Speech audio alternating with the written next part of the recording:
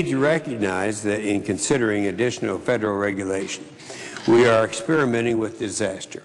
In January, the DOE released a report by the Advanced Resources International, which evaluated the economic and energy supply effects on oil and gas exploration and production under a series of new regulatory scenarios.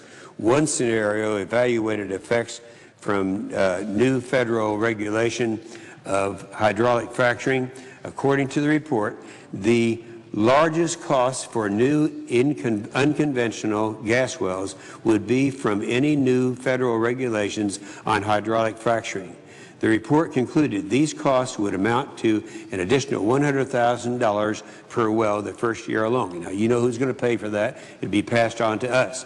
Among other factors, this report concludes that increasing federal regulations on hydraulic fracturing would reduce unconventional gas production by 50% over the next 25 years. Even more recently, the American Petroleum Institute released a report in June which only evaluated the effect of increased federal regulations and the effect of eliminating the practice of hydraulic fracturing altogether. The report determined that although duplicative federal regulations, the number of new oil and natural gas wells drilled would drop by 20% in the next 5 years. Should hydraulic fracturing be eliminated, new oil and gas wells would drop by 79% and 45% less domestic natural gas production. It would be a disaster to impose new federal regulations. They're talking about doing that now. They talked about it a few years ago. Every report has discouraged that from happening. And again, I'm not alone in this opinion. Colorado Governor Bill Ritter recognizes the value of practice. The Denver Business Journal, the governor characterized the bills, this is Governor Ritter, pending in Congress, imposing new federal regulations on hydraulic fracturing as, quote, a new and potentially intrusive regulatory program.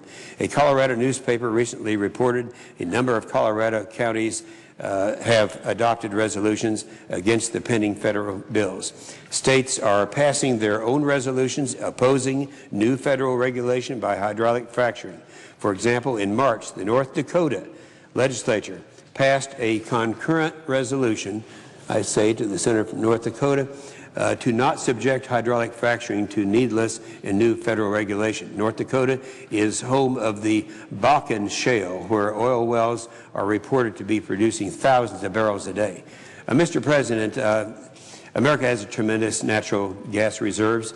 The exploration and production of these reserves using hydraulic fracturing have been regulated by the states and conducted safely for 60 years. The oil and gas industry contributes billions in state and federal revenues each year and billions in salaries and royalty payments. The oil and gas industry employs 6 million people in the United States. When the United States is approaching 10% unemployment, and when we want energy security and independence from foreign energy, why would we want to go out of our way to restrict an environmentally and economically sound means to extract our own resources, a means that has demonstrated effectively for the safety for 60 years? The oil potential in Anwar would produce 10 billion barrels or 15 years worth of imports from Saudi Arabia. The Rand Corporation has reported that the new potential production in just Utah and Colorado and Wyoming would be around 1 trillion barrels of oil. That's 3 times Saudi Arabia's oil reserves and more oil than we are currently importing from the entire Middle East. But the Democrats won't let us produce. We are currently the only country in the world that doesn't develop its own resources. In fact, the President's budget imposes $31 billion in new taxes on oil and gas development. We must not impose any new. Senator, the morning business period is closed. Okay, let me just finish this last sentence, if it's all right. We must not impose new burdens. This is a procedure that is necessary for us to put ourselves in a situation where we can become energy independent.